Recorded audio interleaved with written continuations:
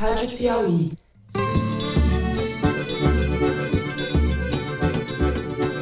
Olá, sejam muito bem-vindos ao Foro de Teresina, o podcast de política da revista Piauí. O senhor poderia detalhar o nome de algum desses fornecedores da empresa? Olha, eu não me lembro, porque até então nunca cheguei a entregar dinheiro na mão de ninguém. Então eu pagava boletos, ela me passava os boletos já ali para me entregar, eu entregava ao banco e retornava com um comprovante de pago. Eu, Fernando de Barros e Silva, como sempre na minha casa em São Paulo, tenho o prazer de conversar com os meus amigos José Roberto de Toledo, aqui pertinho. Opa, Toledo! Opa, Fernando! Opa, Ana Clara! Com flores não se ganha guerra não, pessoal. Quando se fala em armamento, quem quer a paz, se prepare para a guerra. E Ana Clara Costa, que segue com a gente enquanto a Thaís Bilenque está de férias. Oi, Ana Clara. E aí, pessoal? E aí, Fernando? E aí, Toledo? Passava da meia-noite quando assaltantes armados tomaram a área central de Araçatuba. Eles estavam com colete, fuzil, armamento pesado. Estavam parecendo soldado de guerra, com capacete, essas coisas. Toda hora dando tiro na nossa orelha e falando que ia matar a gente. Ana Clara, hoje em São Paulo também, no estúdio Confraria do Som. É isso, Ana Clara? Isso mesmo. Hoje eu mudei de praça. Vai ser um programa super paulistano, Super paulistano. Bom, vamos aos assuntos da semana. A gente abre com as últimas da família 0171. A Justiça do Rio de Janeiro autorizou a quebra dos sigilos fiscal e bancário do vereador Carlos Bolsonaro para investigar a contratação de funcionários fantasmas e a suspeita da prática de rachadinha no seu gabinete na Câmara Municipal do Rio. Com isso, o filho 02 se junta oficialmente ao senador Flávio Bolsonaro, o 01, o primeiro da família a ser investigado por suspeita de apropriação de parte dos salários dos funcionários públicos que trabalhavam em seu gabinete na Alerj, a Assembleia Legislativa lá do Rio. Foram quebrados ainda os sigilos da segunda mulher de Bolsonaro, a advogada Ana Cristina Siqueira Vale, mãe de Jair Renan, o filho 04, o mesmo que se mudou com a mãe para aquela choupana de luxo em Brasília, avaliada em 3.200.000 reais, conforme se noticiou na semana passada. É uma família muito unida em torno de princípios rígidos. Nós vamos discutir isso daí. No segundo bloco, o 7 de setembro, encurralado pelos escândalos familiares, pela desidratação de sua popularidade, pela crise econômica que mistura inflação, desemprego e ausência de crescimento, Jair Bolsonaro apela para sua audiência mais aguerrida para afrontar as instituições da República, a começar pelo Supremo Tribunal Federal, durante as comemorações do Dia da Independência. Vamos debater quem está apoiando, quem está pulando fora e quais são os riscos reais para o país nas manifestações da próxima terça. No último bloco, a gente fala do impressionante assalto em Araçatuba, no interior de São Paulo, e do avanço do crime organizado no país, que está inovando seus métodos. É isso, vem com a gente.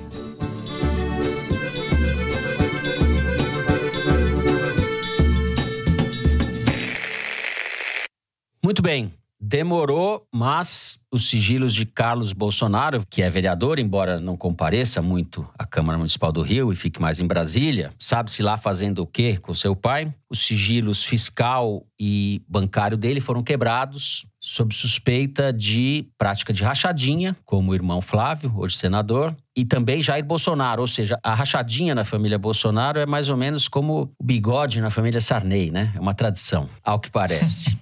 Ana Clara, você conhece de perto esse assunto. Quando você estava na revista Época, vocês fizeram matérias, inclusive anunciando que há muito tempo já que o Carlos seria a bola da vez depois do Flávio. Então, vamos abrir com você, contando um pouco o que está em jogo, o que pode acontecer e se a gente está abrindo, na verdade, uma porta escancarada. São tantos escândalos no país que a gente esquece, às vezes, da famosa rachadinha, né? Onde tudo começou, digamos assim. É, exato. Na verdade, esperava-se que houvesse algum tipo de investida da justiça sobre o Carlos, mas não nessa frente.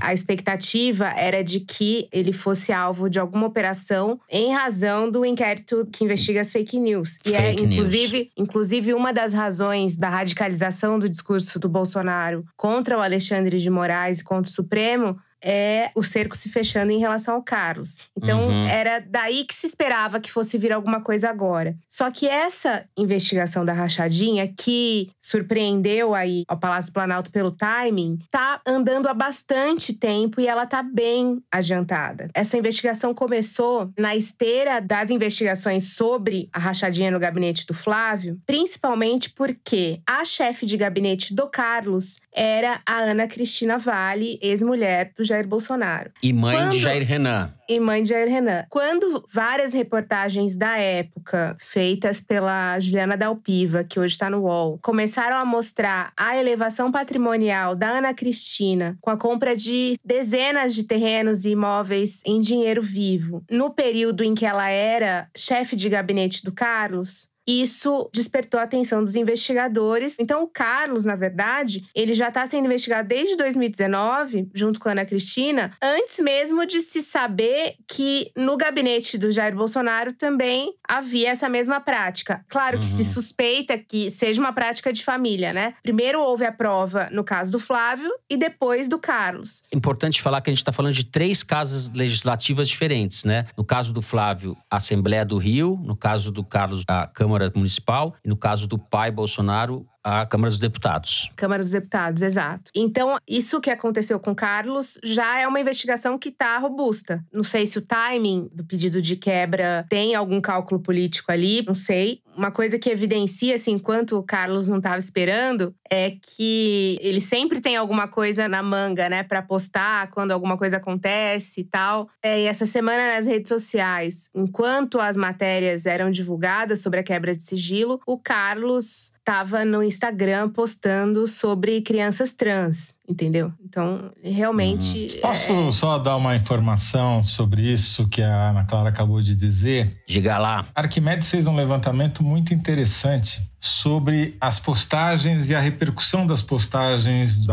@Carlos Bolsonaro no Twitter e nas outras redes. E ele está no seu pior momento desde que começou o governo do pai.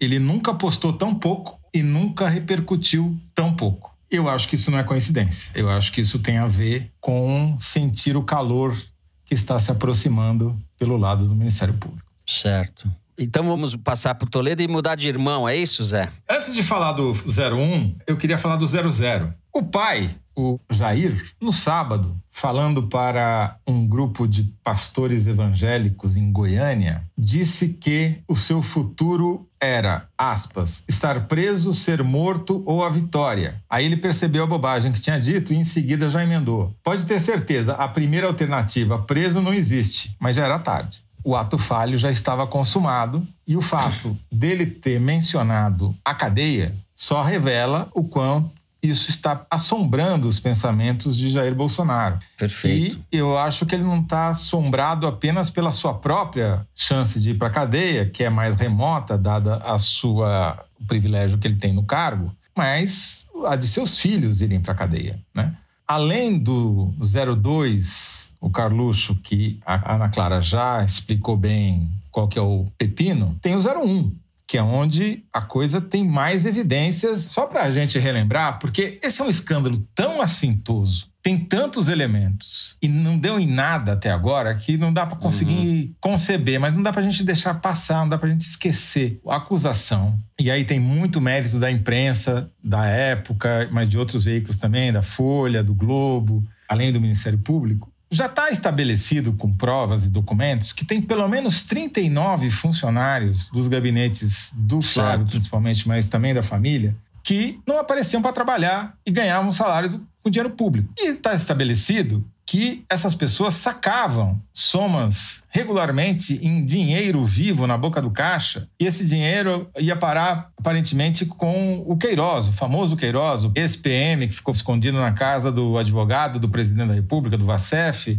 e que agora está em prisão domiciliar, para retornar o dinheiro para a família. O Ministério Público estima que o nosso 01, senador Flávio Bolsonaro, movimentou 2,7 milhões de reais em dinheiro vivo nesses anos de rachadinha. Cara, você já pensou o que é sacar 2,7 milhões de reais na boca do caixa? É muito volume de dinheiro. Vou tentar pensar aqui. Eu vou fazer isso amanhã. Não é pouco volume, tá certo? Quer dizer, é muita coisa. Esse mesmo senador vai na Comissão de Assuntos Econômicos do Senado e pede vistas para evitar que seja aprovada um projeto de lei que justamente restringe as transações com dinheiro vivo, que limita, pode só carregar 100 mil reais por aí e você só pode ter em casa 300 mil reais, não mais do que isso. É óbvio, é uma medida elementar para combater a lavagem de dinheiro. E o Flávio Bolsonaro consegue ser contra. Ele tentou obstruir isso por 2 vezes. Da primeira vez conseguiu, da segunda vez o Otto Alencar, o presidente da comissão, não deixou.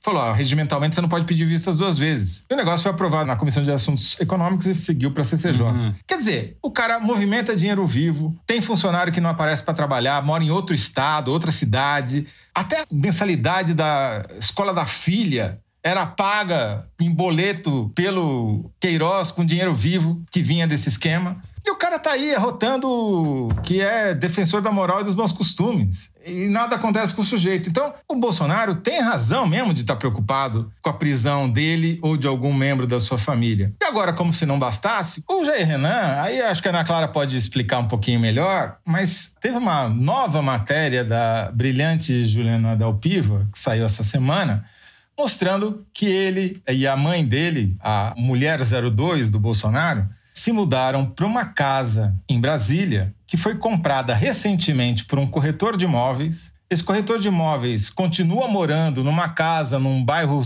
distante pra caramba, numa casa simples, e ele alugou essa casa para a mulher 02, para a mãe do Jair Renan, por 15 mil reais por mês, sendo que ela ganha 6 mil reais. A casa está avaliada em 3 milhões e 200 mil. A choupana é uma choupana de luxo. Especula-se que ela pague 15 mil reais por mês, porque 15 mil reais por mês é o que se cobra na vizinhança, né? Então, uma mulher que ganha 6 mil reais por mês aluga uma casa que vale 3 milhões, comprada por um cara que, estranhamente, continua morando numa casa muito pior, num lugar muito mais distante. E tudo bem, nada acontece. Vai ficar por isso mesmo? O que você acha, Ana Clara? Não só tudo bem, como ela recebeu na casa dela jornalistas da revista Veja que foram lá e ainda falou: nossa, eu já tô morando aqui há um mês, vocês demoraram pra me achar, hein? Falou isso. A disfarçatez não tem limites. E no mesmo fim de semana em que tanto a Juliana Dalpiva quanto a revista Veja veicularam uma reportagem sobre a casa, fizeram uma festa e publicaram nas redes sociais fotos da festa com música sertaneja ali, com uma certeza de impunidade que poucos têm, sem nenhum tipo de constrangimento. E como rachadinha pouca é bobagem, essa semana a Folha de São Paulo também noticiou que o lobista que atuou a favor da Precisa, a empresa intermediária na compra da Covaxin, compra que acabou não se efetivando, embora o dinheiro já tivesse sido empenhado, etc. Aquela empresa intermediária entre o governo federal e a Índia e a Covaxin, foi quem orientou Jair Renan a abrir a sua empresa, que chama o sugestivo nome de Bolsonaro Júnior Eventos e Mídia. Isso foi revelado porque esse lobista da Precisa teve os sigilos quebrados pela CPI da Covid. Então é mais um escândalo que mostra qual é a turma da família, né? Quem opera. São milicianos, os lobistas, o mesmo cara que opera no Ministério da Saúde ajuda o filho do presidente a abrir uma empresa, a Bolsonaro Júnior. Eu acho que essa proximidade desse lobista da Precisa, chamado Marconi Faria, com o Jair Renan e a atuação da Precisa em todo esse escândalo da Covaxin e a proximidade do Flávio Bolsonaro com o presidente dessa Precisa, que é o Francisco Maximiano, tanto que o Flávio Bolsonaro levou o Francisco Maximiano para uma reunião no BNDES para discutir linha de crédito para a empresa dele. São as conexões da família Bolsonaro com esse grupo que vem aparentemente cometendo ilegalidades em contratos com o poder público. Esses laços estão se mostrando mais estreitos e mais sólidos, né? Conforme as investigações da CPI vão avançando. E esse Marconi Faria, que é esse lobista da Precisa, conhece a mãe de Jair Renan, Ana Cristina Vale, há algum tempo. A Juliana Dalpiva, do UOL, fez uma reportagem no início desse ano contando um pouco da vida dela em Brasília, da vida da Ana Cristina. Então, a reportagem mostrava que esse Marconi Faria era um dos novos amigos da Ana Cristina Vale em Brasília, fez aniversário em lancha, convidou ela e Jair Renan para andar na lancha e tal. O que está acontecendo agora é que o grupo vai se revelando. Já está na hora do Dallagnol fazer um PowerPoint. Já tem elementos para fazer um PowerPoint. Agora, é nos detalhes que as pessoas se entregam, né? O Vassef, o advogado do presidente, que também é o advogado do Bolsonaro Júnior, disse que não tem nada, que essa relação aí não existe do Jair Renan com esse lobista, que imagina, se vira algumas vezes, mas, não tem relação nenhuma. Só tem um detalhe. O telefone que o Jair Renan registrou na junta comercial como sendo o telefone da sua Jair Júnior Eventos e Escambau A4 é o telefone do lobista. Sim. Bolsonaro Não, isso não quer dizer nada. Encontrei um lobista e resolvi botar o telefone dele na minha empresa. E se não bastasse, na troca de mensagens por WhatsApp, o Jair Renan dá um tal ok pro cara. Tal ok. As coisas erradas. É isso aí, tá ok? Faz tempo que eu não falo as coisas erradas. Você quer mais o quê? Ana Clara, pra gente encerrar o bloco, vamos falar um pouco da semana da CPI, o motoboy. Na quarta-feira, os senadores ouviram o Ivanildo Gonçalves da Silva, que era o motoboy que fazia os saques e os pagamentos para a VTC Log, que é a empresa que funciona como o galpão do Ministério da Saúde. Essa empresa gigante tem um galpão enorme perto do aeroporto de Brasília e as vacinas ficam todas armazenadas lá. É uma empresa que presta serviço para o governo há algumas décadas. Armazena e distribui, né? Armazena e distribui medicamentos do SUS, enfim. Eu diria que é uma sucursal do Ministério da Saúde. Não sei se alguém vai me desmentir. Agora, o motoboy, na CPI, chegou a dizer que fez saques de uma vez só de mais de R$400 mil. Ele, enfim, estava com um habeas corpus supremo que permitia que ele ficasse em silêncio quando achasse que não era o momento de se expor, mas ele confessou que chegou a fazer esses saques. E o curioso é que o advogado do motoboy é um advogado do escritório do Willer Tomás, que é um advogado de Brasília, amigo do Flávio Bolsonaro. Então tem essas conexões. E a VTC Log é a empresa que está sendo investigada por ter feito pagamentos para o Roberto Dias, que era o diretor da DELOG, da Diretoria de Logística do Ministério da Saúde, que é onde está toda a lambança. Agora, a gente tá numa situação tão ridícula que enquanto você tá falando aí, eu tô lendo aqui no Twitter, Ana Clara, um negócio inacreditável. Estamos gravando na quarta-feira à noite, excepcionalmente. Tweet do Randolfo Rodrigues, vice-presidente da CPI. Urgente. O médico que concedeu o atestado do senhor Marconi Faria, que disse que não ia aparecer porque tinha tido um problema de saúde grave e não foi a CPI, entrou em contato conosco e disse que foi ele que concedeu o atestado, sim, mas que notou uma simulação por parte do paciente e que deseja cancelar o atestado.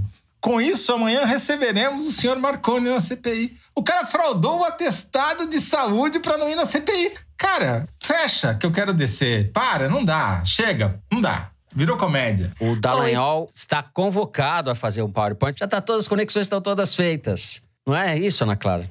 E teve o episódio lamentável da CPI, o depoimento do Marcos Tolentino, que é o suposto sócio oculto do Fibbank, o banco que deu a garantia fajuta para a Covaxin. Ele deveria ser ouvido na quarta-feira, mas na terça-feira à noite deu entrada no Sírio-Libanês alegando sequelas da Covid. Começou a sentir formigamento. Curiosamente, na mesma noite que ele dá a entrada no Sírio-Libanês, ele tá dando uma entrevista em vídeo pro antagonista, que depois foi publicada na quarta-feira, mostrando ele ótimo. Ele interrompe a entrevista, diz que não vai mais falar e tal. No dia seguinte, aparece a internação dele no Sírio-Libanês. A questão é que ele tem ido à CPI constantemente, inclusive em uma das vezes que ele foi à CPI, ele foi acompanhando o Ricardo Barros, que é amigo dele, e os senadores viram aquele comparecimento dele à comissão como uma afronta. É um dos nomes ali, enfim, considerados homem-bomba da CPI, esse Marcos Tolentino, em razão das várias ramificações dos negócios dele, ramificações mal explicadas. E ele foi para Brasília várias vezes durante essas últimas semanas. E uma das vezes se reuniu com o Ricardo Barros no escritório dele para debater a estratégia de defesa. Foi com o Ricardo Barros na CPI no dia que o Ricardo Barros foi ouvido. E quando chega a vez dele, ele tenta um habeas corpus no Supremo, não consegue, se interna no Sírio-Libanês e fica por isso mesmo. Formigamento. Bom, Ricardo Barros é líder do governo na Câmara, deputado do PP. É isso, então? Então encerramos assim o primeiro bloco do programa. No segundo, vamos falar do 7 de setembro. A gente já volta.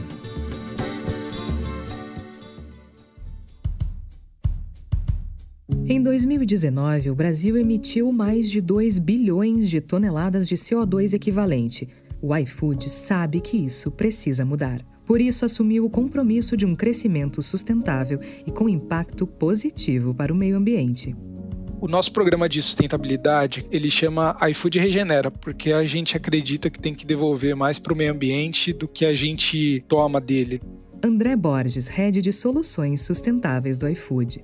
E como que a gente quer criar esse saldo positivo de regenerar? A gente fez uma parceria muito legal com a SOS Mata Atlântica e hoje o iFood é uma das principais plataformas de doação do Brasil.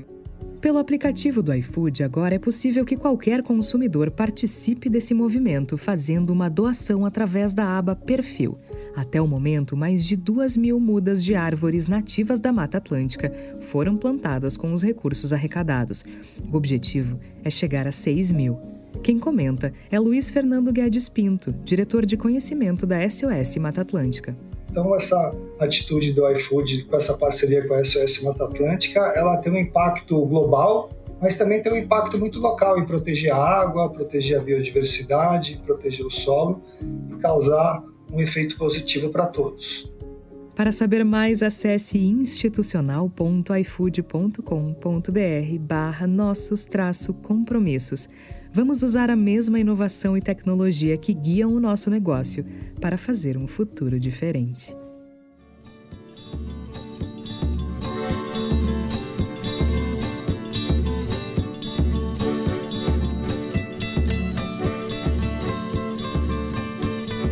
Muito bem, teremos 7 de setembro com a presença ou a promessa de presença e discurso do presidente Jair Bolsonaro em Brasília. Ameaça, talvez, na Avenida Paulista também, além de Brasília. Em São Paulo também haverá um ato no Vale do Anhangabaú, no centro da cidade, contra Jair Bolsonaro. Começo da semana, Zé, foi ocupado em parte pelas movimentações do empresariado, pelo vexame do Paulo Scaff, presidente da Fiesp, que recuou na divulgação do Manifesto pela Harmonia dos Poderes, que já era um manifesto anódino, etc. Houve interferência de alguns nomes do mercado financeiro que estavam assinando, de alguns bancos que queriam que a nota fosse mais clara a respeito do Bolsonaro. A Federação das Indústrias de Minas, seja lá o que isso quer dizer, apoiou o Bolsonaro, soltou uma nota à parte. O setor do agro, por sua vez, fez uma nota à parte também contra o governo, ou seja, até meados da semana, as classes proprietárias estavam se manifestando sobre o que fazer. Não serão elas que estarão nas ruas. Quem estará nas ruas, Olha, o bolsonarismo está preparando esta manifestação de apoio ao presidente no dia 7 de setembro, próxima terça-feira, como jamais preparou nenhuma manifestação antes. O levantamento da Arquimedes, feito por encomenda deste podcast, comparou o volume de posts e a repercussão desses posts nas redes sociais sobre a manifestação de 15 de maio, que foi a última manifestação grande organizada pelo bolsonarismo, com os posts agora sobre o 7 de setembro. E é assim, 7 dias imediatamente anteriores ao 15 de maio, houve 200 mil menções à manifestação que haveria.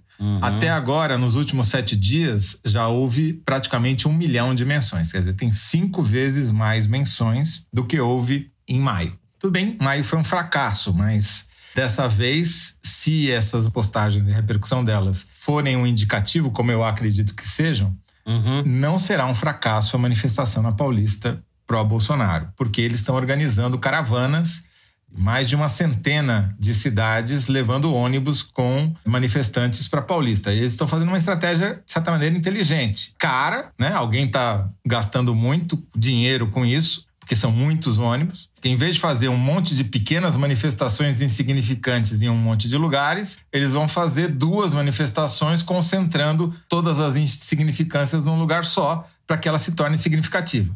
Esse é o resumo da história, tendo como pilares os policiais militares e os evangélicos e aqueles bolsonaristas raiz. Qual que é o motivo disso? O Bolsonaro nunca esteve tão fraco. Nunca. Por qualquer indicador que você queira olhar. Se você olhar pelo indicador da popularidade, que é contestado pelos bolsonaristas, eles só acreditam em pesquisa que coloca eles bem, mas por todas as pesquisas ele está no seu pior momento desde que assumiu o governo, tanto nas pesquisas de avaliação quanto nas pesquisas de intenção de voto. Saiu hoje uma pesquisa do Poder 360, nessa quarta-feira, mostrando que aumentou ainda mais o gap entre ele e o Lula nas simulações de segundo turno. E é muito curioso, porque a taxa de voto no segundo turno do Bolsonaro está praticamente igual à taxa de voto no primeiro turno. Ou seja, ele tem ali um patamar entre 25 e 30 que ele não sai disso. Ele é muito competitivo, iria para o segundo turno se disputasse a eleição e houvesse eleição, mas é inviável para ganhar essa eleição. Não importa quem seja o adversário, seja o Lula, o Dória, ou quem for. Então, sobre as pesquisas, não há dúvida. Sobre os indicadores econômicos, acabou de sair o PIB. Andou para trás, a economia encolheu. Essa é a recuperação do Paulo Guedes. Esse carnaval todo, essa palhaçada que as entidades empresariais fizeram, que você mencionou, essa zona e vergonhosa, é porque a economia ferrou, entendeu? E vai ferrar ainda mais. Paulo Squaff. Esse não cansa de passar vergonha, larga, né? Esse daí, ele atravessa a rua para escorregar no pato amarelo. É impressionante. Impressionante. Ele não perde uma oportunidade de passar vergonha. E de desmoralizar a Fiesp, que um dia já significou alguma coisa. Hoje é um ralador de reputações, né? Uma referência para quem não conhece é o formato do prédio. O desemprego deu uma pequena recuada, mas aumentou o subemprego. A taxa de desemprego entre quem tem terceiro grau, né, diploma de faculdade, tá altíssima.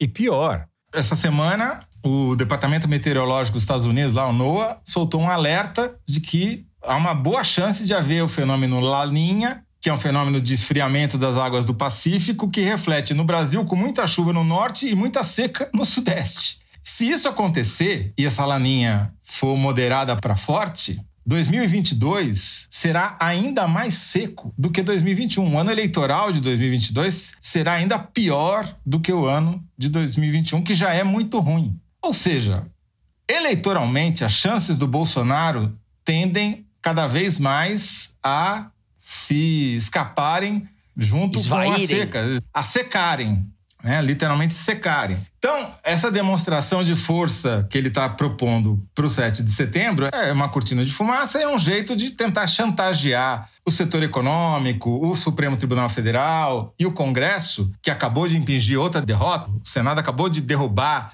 medida provisória sobre as mudanças na legislação trabalhista. E o Supremo está dizendo, olha, eu ia te ajudar com a questão dos precatórios, que inviabiliza praticamente o orçamento do governo no ano que vem, tem 89 bilhões para pagar, e desistiram por causa das ameaças do Bolsonaro. Se ele for para o palanque do 7 de setembro fazer o discurso mais beligerante ainda, ele vai apanhar ainda mais. Então, assim, ou é golpe ou é derrota, não é vitória. Talvez cadeia. Ana Clara, conte para os seus ouvintes, os nossos ouvintes, o que você apurou a respeito desse 7 de setembro. Bom, eu só queria fazer um adendo ao que você, Fernando, falou no início sobre a Associação do Agronegócio ter se manifestado em tom crítico ao governo.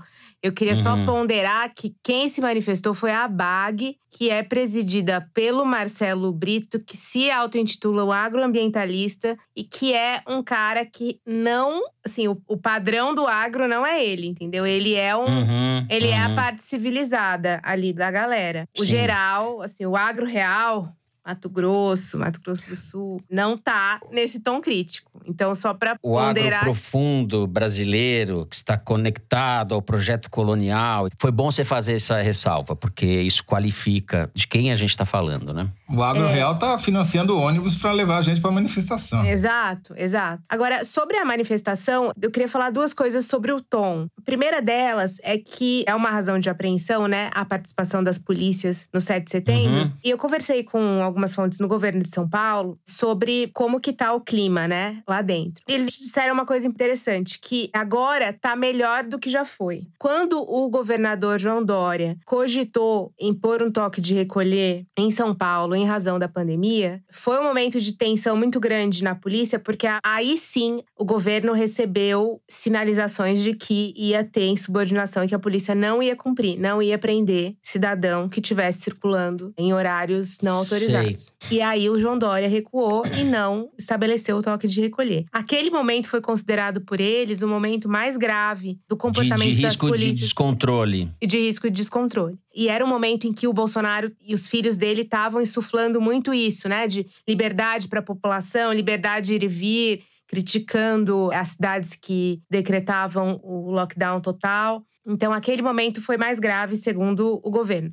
Agora, eles acham que isso está mitigado, que hoje eles veem as baixas patentes, os cabos, como mais radicalizados e mais investidos no discurso bolsonarista do que as patentes mais altas, que estavam junto com o Bolsonaro e começaram a abandonar. Essa é a avaliação que eles têm. E que o caso do coronel da região de Sorocaba, que foi afastado por ter se manifestado nas redes sociais a favor do Bolsonaro, a favor da manifestação, houve uma apreensão também. Eles achavam que isso poderia, de certa forma, criar uma situação de risco, mas a resposta que eles tiveram à atitude da polícia em relação a esse afastamento faz com que eles tenham alguma convicção de que a situação está sob controle. Eles não estão temendo um risco de insubordinação ou de caos pela participação das polícias nessas manifestações do dia 7. Esse é um ponto. O outro ponto é uma coisa que eu achei curiosa, que a gente aqui discutindo entre nós e na imprensa, de uma forma geral,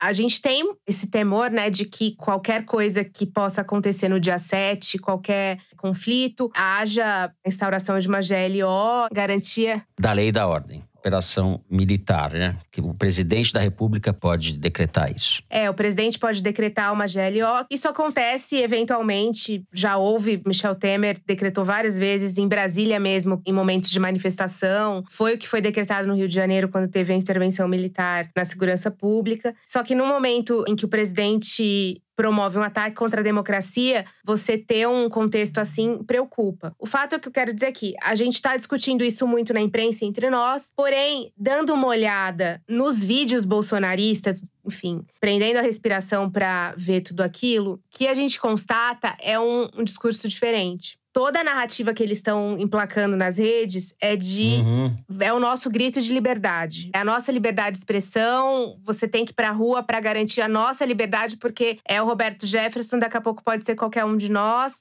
É a nossa independência de pensar. Esse está sendo o tom. Embora o presidente fala que se você quer paz, precisa se armar, se preparar para a guerra. São sempre mensagens telegráficas, assim, do Bolsonaro. A professora Maria Hermínia Tavares, cientista política, que publicou um artigo na Folha essa semana, ela usou uma expressão muito boa, eu acho. Ela falou, menos do que um discurso, o que o Bolsonaro faz é um conjunto de comandos encharcados de ódio. Eu gosto dessa formulação dela.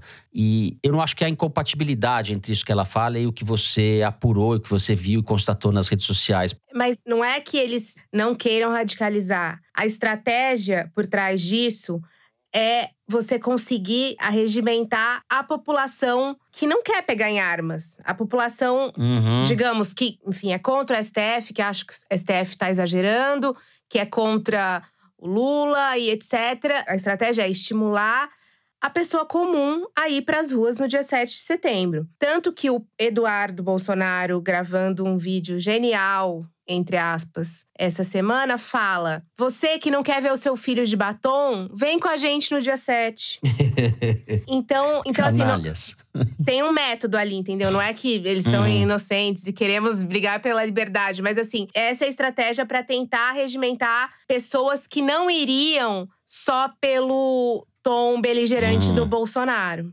Tá certo, muito bom. E esperamos poder gravar a semana que vem o Foro de Teresina e não o Foro de Aparecida, como eu disse semana passada, né? Eu cheguei à conclusão que o próximo foro, se eu estiver certo e a Ana Clara estiver errada, o que é quase impossível. Quase. Então, fiquemos todos tranquilos. Vai ser o foro do exílio, né? Não vai ser o foro de Teresina, vai ser o foro gravado, sei lá. Fiquei contente que Portugal reabriu as fronteiras para o Brasil, né? Uma boa oportunidade de emigrar. Paris. Vou pro Uruguai, que é mais perto. O duro do exílio em moeda estrangeira é que pra gente é inviável, né? Gente, vou até bater aqui na mesa, na madeira. Vocês parem com isso. Parem com isso. Muito bem. Então a gente encerra o segundo bloco do programa. No terceiro, a gente fala do impressionante assalto em Araçatuba, no interior de São Paulo, e do avanço do crime organizado no país. Vem com a gente.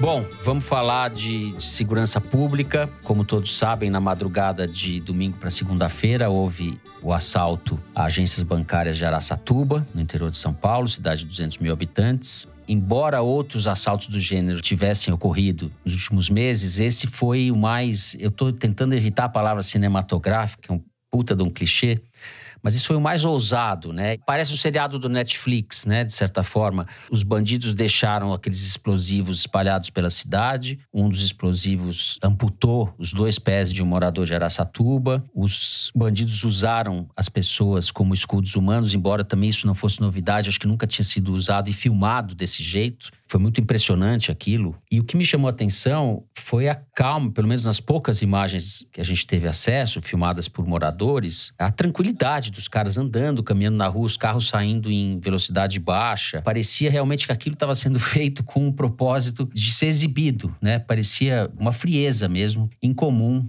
pelo menos para o que a gente imagina numa situação como essa. O site da Piauí publicou muita coisa, Zé, ao longo dessa semana. Sobre isso, inclusive, deu um furo no meio dessa semana, falando que um dos assaltantes que foi morto pela polícia era do PCC. Por onde que a gente vai começar? Acho que vamos começar por aí, né, Fernando? O furo foi dado numa reportagem do Alain de Abreu e do Luiz de Maza, que descobriram que esse assaltante que foi morto ali num bairro afastado do centro de Araçatuba, é um integrante do PCC que já tinha sido preso e condenado por vários crimes, inclusive assassinato.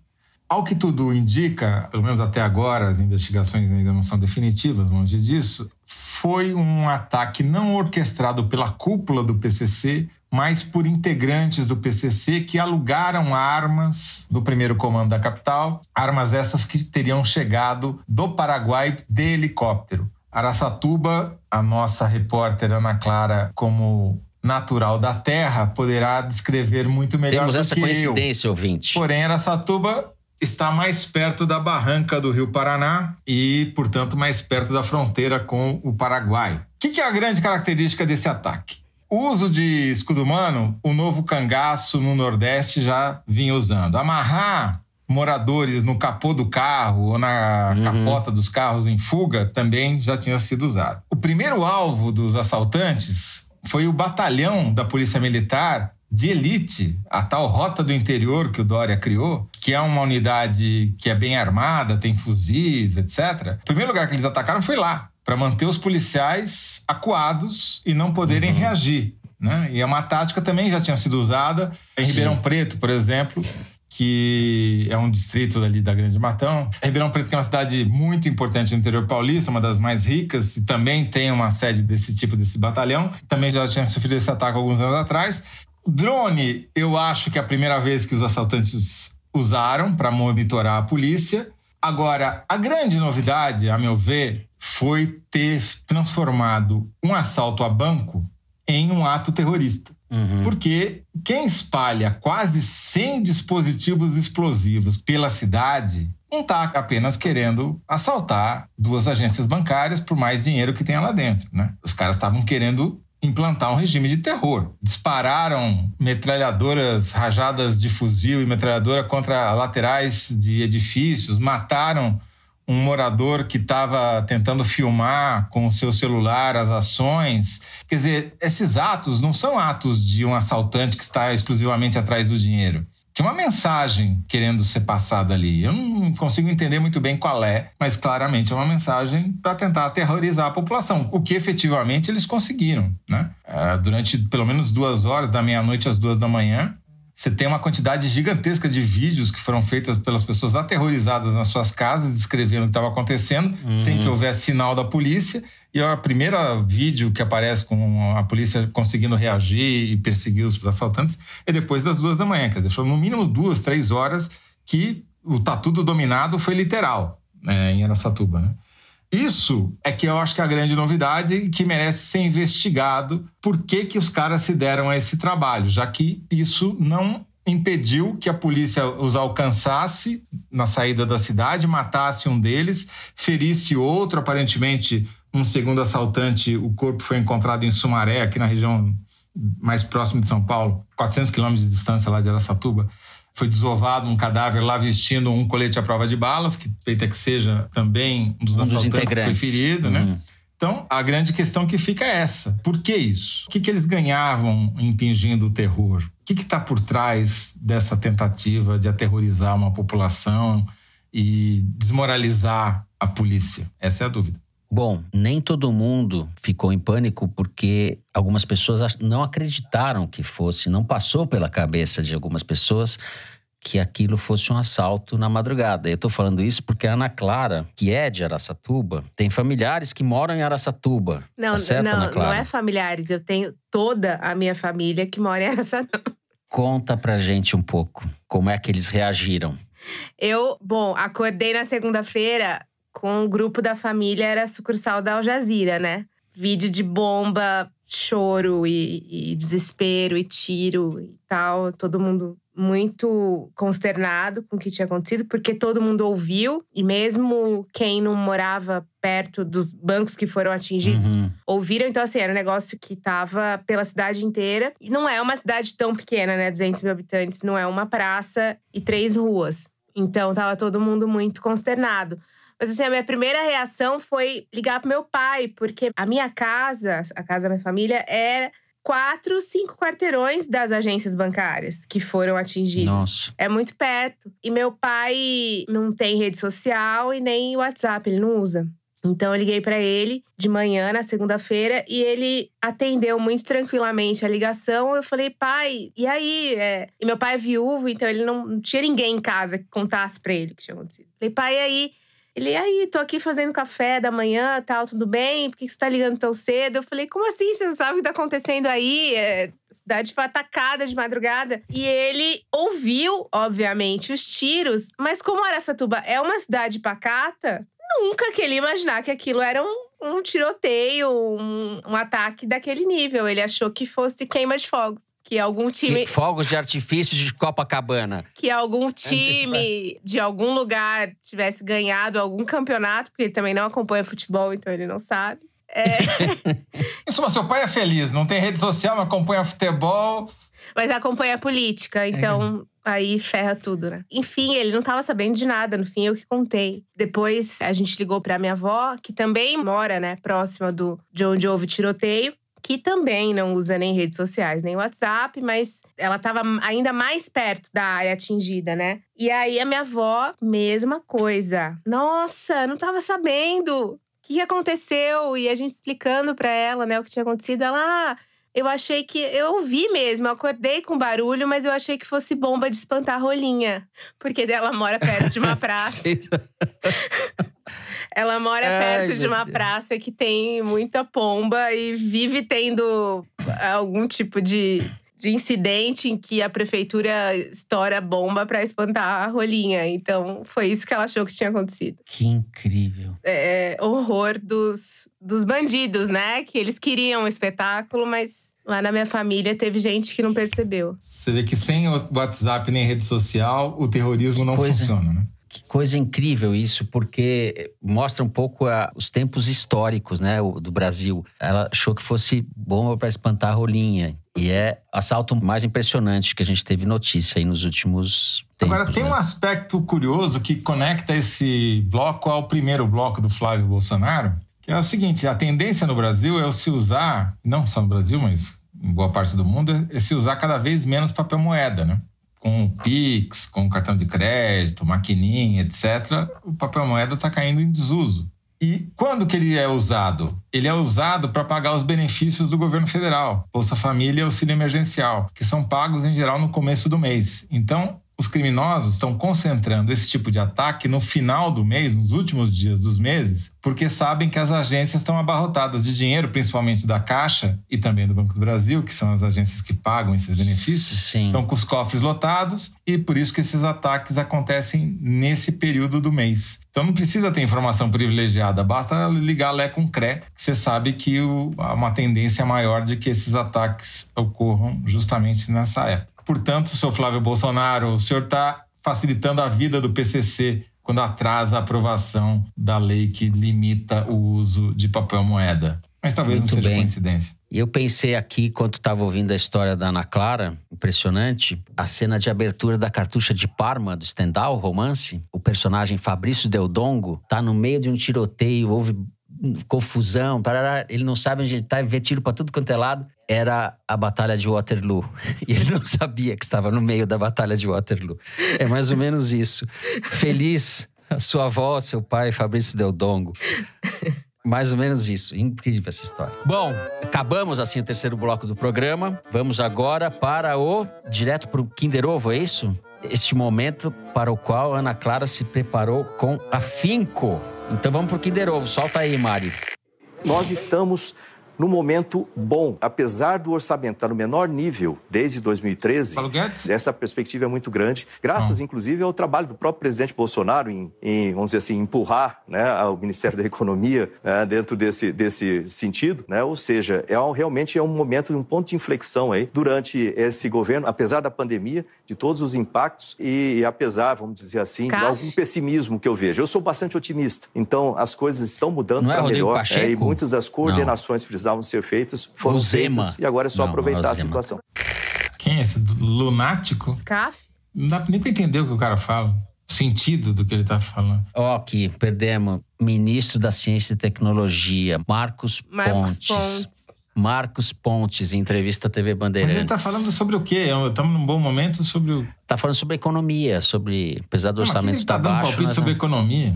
É um lunático, de fato, Zé. Você falou que era um lunático, você acertou. Pô, mas nem pra Lua ele conseguiu chegar. Ganhou. O cara é um fracasso. O Toledo ganhou. É? Toledo ganhou.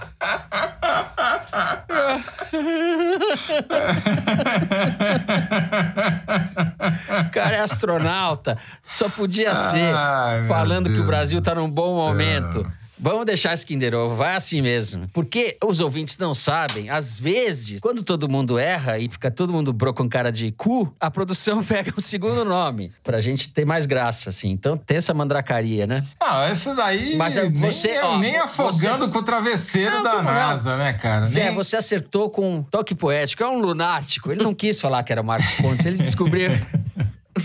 Ele deu a dica pra Ana Clara e pra mim. Eu nunca que eu ia acertar isso, mas nunca. Você ganhou, Toledo, você ganhou. Muito bem. Foi divertido, hein? É um lunático. Nem que a gente combinasse essa, não ia ficar tão bom.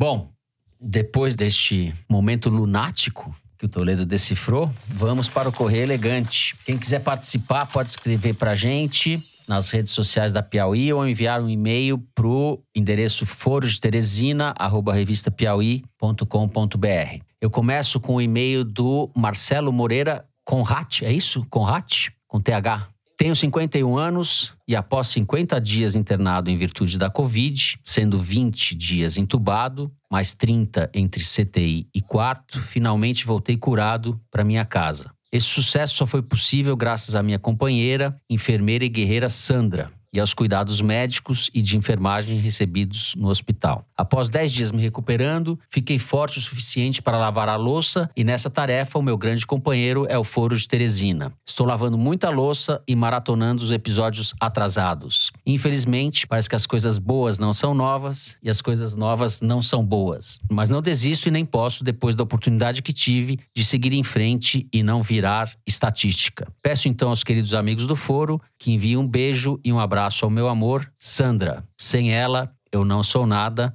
Um beijo grande a todos. Olha que mensagem bacana. Linda. Marcelo, Sandra, emocionante. Um beijo.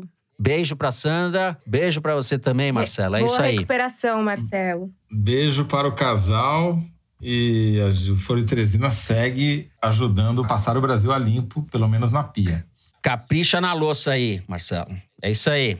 Bom, eu vou ler o recado do Ivo Cunha Figueiredo, que escreveu de Belém. Nesta sexta, fui me vacinar com a segunda dose. Quando cheguei, fiquei angustiado com a quantidade de pessoas na fila. Até saquei o celular e coloquei o fone. Graças à companhia de vocês do Foro de Teresina, pude passar tranquilamente 70 minutos de espera tão rápido quanto a picada da vacina. Recomendo a todos que se vacinem ouvindo Foro de Teresina, onde a ciência é tratada com respeito. Um abraço a todos. Muito bem, Ivo. Muito bem. Muito bom. A gente só tem ouvinte, vou dizer assim, que não mugem, né? Então vou ler aqui mais uma dessa mesma estirpe. Uma mensagem enviada pelo Twitter pela Vivi Pistache. Adorei o nome, Vivi Pistache. Pô, eu também. Diz ela, como pesquisadora e roteirista, é sempre bom encontrar coisas nem tão novas, porém muito boas. Assim, me deparei com um episódio do Roda Viva de 1991 com o grande Darcy Ribeiro, cuja bancada contava com um Fernando de Barros e Silva um pouco tímido, tentando cavar perguntas entre as poucas brechas abertas pelo proficiente e rendoso entrevistado. A mariposa apaixonada de Guadalupe certamente bateria as asinhas para a beleza e astúcia do jovem jornalista. Fernando, que já se mostrou um grande imitador do Brizola, poderia arriscar em algum momento imitar também o Darcy com o nosso jeitinho mineiro e prosador que se empolga contando causos. E vivendo e estudando na USP, também já tive ranço da avalanche de ciclistas pelo campus, alterando a tranquilidade de pedestre. Mas agora, quando me deparar com o bando, vou lembrar que o Toledo precisa manter o fôlego saudável para fazer jornalismo neste país. Saúdo ainda a Thaís Bilenque e a Ana Clara Costa por nos representarem tão bem nesta bancada. Abraços da Vivi Pistache. Que muito bom, Vivi Pistache. Olha só. Prefácio de livro, não é uma mensagem no Twitter. Que mensagem linda. É, linda mesmo. E não vou arriscar aqui imitação do Darcy Ribeiro, que eu não saberia fazer agora. E mas ela 1991, Zé. Ela foi jornalista nessa. Foi jornalista. Eu era realmente jovem naquela época. Mas a gente tá falando do período Jurássico, enfim. Os bichos falavam ainda em 1991, os animais falavam. Eu nem lembrava desse programa direito. Vou procurar também, quero ver agora. Me deu curiosidade. Não façam isso, né? Você sabe que outro dia eu vi um desses Roda-Vivas antigos e não me reconheci, né? Isso vai acontecer comigo também. Já aconteceu comigo. Nossa, 91 a gente tá falando de 30 anos, né? 30 anos. Só. Eu era tímido, continuo tímido. Seu cabelo que ficou era preto. Só isso que mudou. E eu tinha uns 20, 25 quilos a menos, talvez. Bom, é isso. Antes de encerrar o programa, um esclarecimento. Na abertura do programa na semana passada, a gente comentou que a Piauí foi chamada de revista enxerida numa das sessões da CPI da Covid. O Toledo falou brevemente que quando na CPI se falava em revista Piauí, na verdade, queriam dizer Ana Clara, a verdadeira enxerida. Então explica para os ouvintes, Ana Clara, você. Bom, perdoe nossa falha em não explicar no programa passado. Por quê? Mas a menção à revista Enxerida foi feita pelo senador Humberto Costa, do PT, fazendo uma referência a uma reportagem que a gente publicou em julho sobre quem é o avalista oculto da Covaxin, que é o Marcos Tolentino, esse digníssimo senhor que deveria ter sido ouvido na CPI na quarta-feira e não foi. E ela era enxerida porque a gente relata nessa reportagem um jantar que aconteceu na casa do Tolentino, reunindo todo esse conluio que participou do contrato da Covaxin e dando detalhes desse jantar, e por isso a revista foi chamada de Enxerida. E em várias ocasiões, os senadores questionaram os depoentes nas oitivas sobre esse jantar, porque exatamente eles querem saber o que estava sendo dito lá. Então, essa é a explicação. Como grande repórter, Ana Clara Costa… Mas eu tomei isso como um elogio. É um elogio, evidentemente. Mas lógico, não há elogio maior do que ser chamado de enxerida. Porque, afinal de contas, você não foi convidada para o jantar, esteve lá com atraso e recuperou o que foi dito. Agora sim, com esse esclarecimento, a gente vai encerrando o programa. Não deixe de seguir a gente no Spotify, no Apple Podcast ou na Amazon Music, favoritar no Deezer ou se inscrever no Google Podcast, no Castbox ou no YouTube. Assim você fica sabendo das novidades, dos episódios especiais e das edições extras. O Foro de Teresina é uma produção da Rádio Novelo para a revista Piauí, com a coordenação geral da Paula Scarpim. A direção é da Mari Faria. A produção é do Marcos Amoroso. O apoio de produção é da Clara Helstab. A edição é da Cláudia Holanda e do Thiago Picado. A finalização e a mixagem são do João Jabassi, que também é o intérprete da nossa melodia tema, composta por Vânia Salles e Beto Boreno. A Mari Faria edita também os vídeos do Foro Privilegiado, o teaser que a gente publica nas redes da Piauí. A nossa coordenação digital é feita pela Kellen Moraes e pela Juliana Jäger. A checagem é do João Felipe Carvalho. O Foro de Teresina foi gravado nas nossas casas e no estúdio Confraria do Som, em São Paulo. Eu me despeço então dos meus amigos José Roberto de Toledo. Tchau, Toledo. Tchau, Fernando. Tchau, Enxerida. Eu vou espantar umas rolinhas agora. Tá certo. Tchau, pessoal. Enxerida Ana Clara. Tchau, Ana Clara. Tchau. É isso, gente. Boa semana a todos. Se cuidem. Até sexta-feira que vem.